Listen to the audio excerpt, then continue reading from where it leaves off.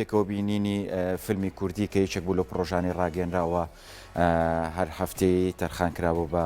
یەکێک لە دەرهێنەرە کوردەکان و ئەو بەتایبەت لە باشووری کوردستان و پارچەکانی تریشتی دیارە بێگومان بەشداری تێداکەن و ئەو فیلمانی کە هەیەیانە نمای شەکرێت و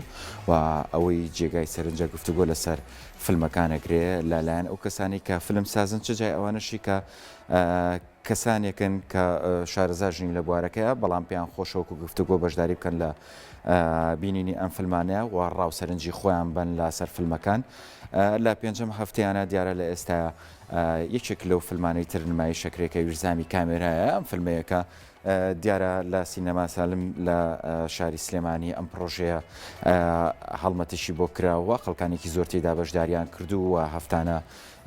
ستافی ئەو فیلمانی کە نمای شەکرێ بەشداریەکەن و گفتوگۆکەن لەگەڵ ئەو بینەرەی کە لەوێن چ جای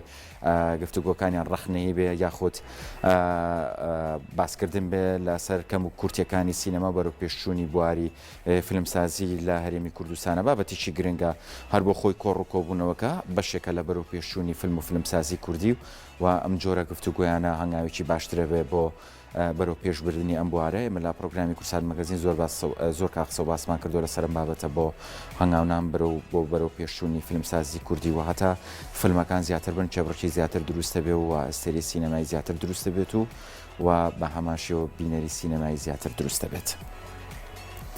هەفتەی پێنجەمی پرۆژەی پێکەوە بینینی فیلمی کوردی لە سینەما سالم بەردەوامە بۆ ئەم هەفتەیە فیلمی زامی کامێرا لە نووسین و دەرێنانی